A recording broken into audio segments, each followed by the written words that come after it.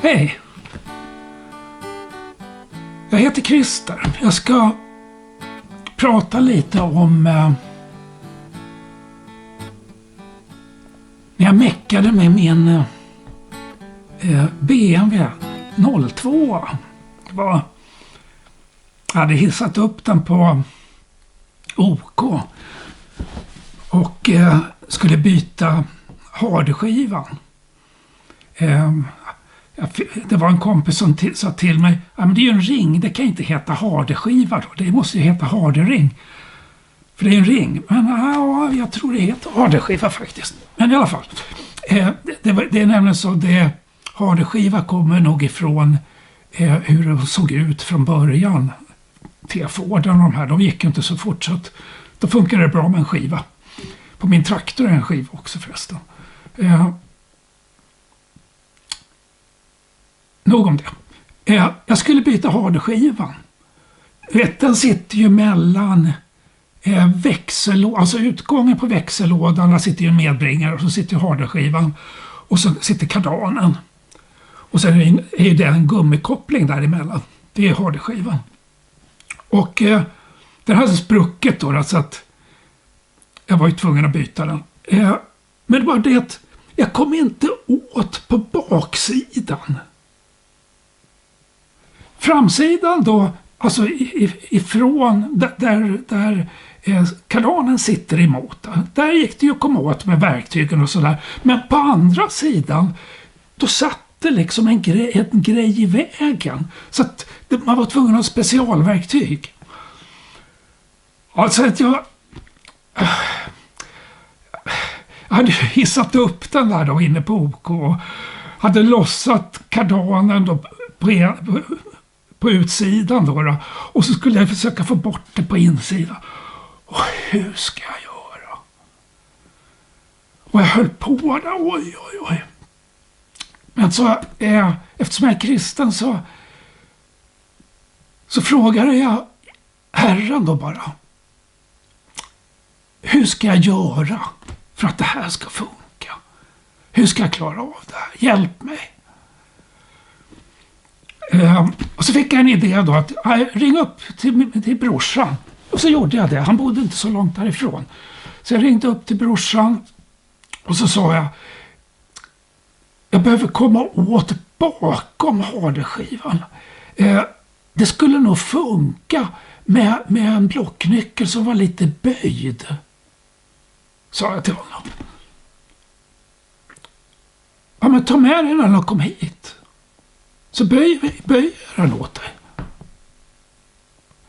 Och jag fick då rulla ut BMWn ifrån OK och så gick jag bort till brorsan och han satte upp den i skruvstädet och värmde på den med gasolen och sen böjde han den lite grann.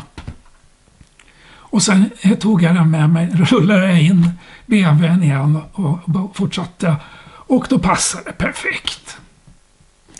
Ingen problem, då var det bara att byta.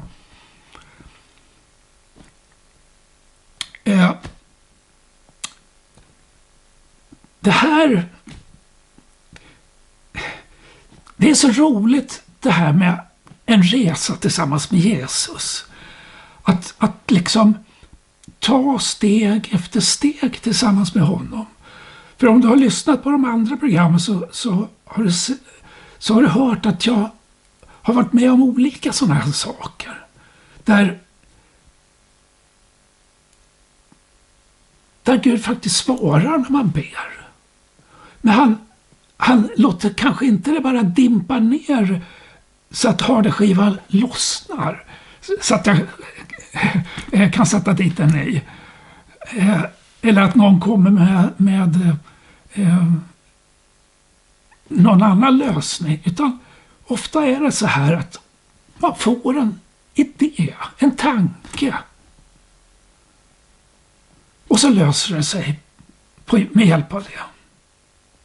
Ibland så kan det ju hända på andra sätt, men just sådana här saker så har Herren ofta bara gjort så att bang, det har kommit en tanke liksom.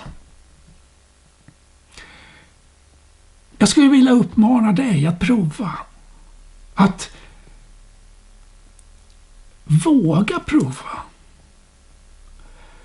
För det är ju så att många vågar inte prova. För tänk om man finns. Då måste man ta konsekvensen av det. Nu har jag ju fått veta att han finns. Oj då måste jag ju ta konsekvensen. Ja, så är det. Men han finns oavsett om du vill prova eller inte. Så finns han. Och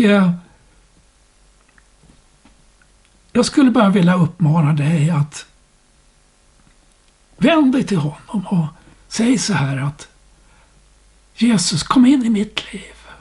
Låt mig få vara med om de här häftiga sakerna där du hjälper mig. Kom in i mitt liv och led mig. Amen.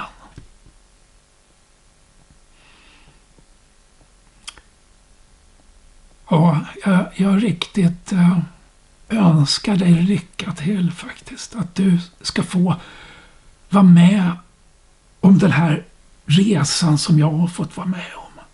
Där jag börjar, nu är jag över 60, jag är 60 plus idag. Så att jag har varit med om en hel del sådana här bönesvar faktiskt. Jag har jättemycket att berätta om. Men det kan ju bli lite jobbigt också att lyssna på allting kanske. Så att